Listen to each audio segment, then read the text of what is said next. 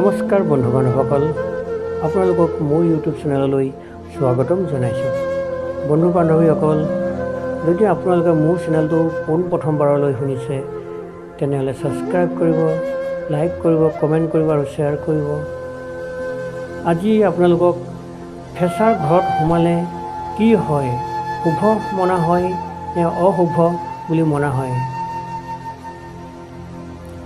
ফেঁচা হৈছে নিশাচৰ প্ৰাণী, গোটেই ৰাতিটো জাগি দিনটোত শুই থাকে।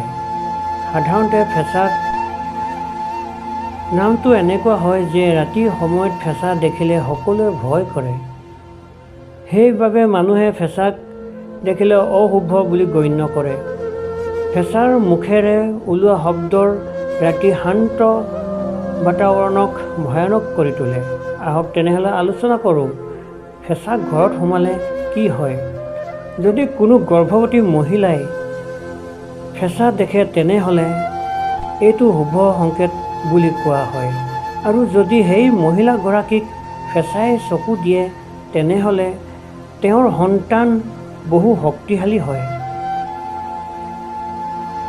যদি কোনোবা ৰোগীক ফেঁচাই চকু দিয়ে তেনেহ'লে তেওঁ গম্ভীৰ ৰোগত ঠিক হৈ যায়।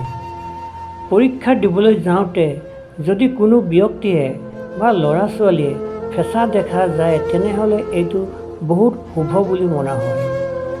ৰাতিপুৱাই যদি ফেঁচা দেখা যায় বা ফেঁচাৰ মাত শুনা যায় তেনেহ'লে এইটো ধন সম্পত্তি আগমনৰ সংকেত বুলি কোৱা হয়। ফেঁচাৰ চকু থৰ পৰিলে অত্যন্ত শুভ মনা হয়।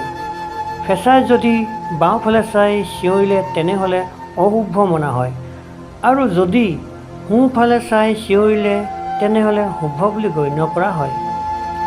যদি কোনো ঘৰত প্ৰায় ফেঁচা সোমাই থাকে আৰু কান্দি থাকে তেনেহ'লে এইটোক অশুভ মানা হয়। সেইখন ঘৰত ধনহানি হ'ব পাৰে। ফেঁচাক ৰাতিপুৱা গছৰ ওপৰত পূব দিশত বহি থকা দেখিলে এইটো শুভ বুলি গণ্য কৰা হয়।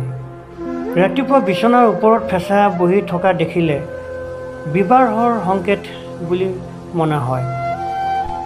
সপোনত যদি ফেঁচা নিজৰ ওচৰত অহা দেখা তেনেহ'লে এইটো শুভ বুলি মনা হয়। বন্ধু বান্ধৱীসকল, আজিলৈ ইমানেই আছিল। ফেঁচা মানুহৰ ঘৰত সোমালে কি হয়, ভাল হয় বেয়া হয়, তাৰে মই দুটামান আপোনালোকক ওচৰত মই বাৰ্তালাপ কৰিলোঁ। যদি ভাল পায় শ্বেয়াৰ কৰিব, লাইক কৰিব, কমেণ্ট কৰিব আৰু ছাবস্ক্ৰাইব কৰিবলৈ নাপাহৰিব।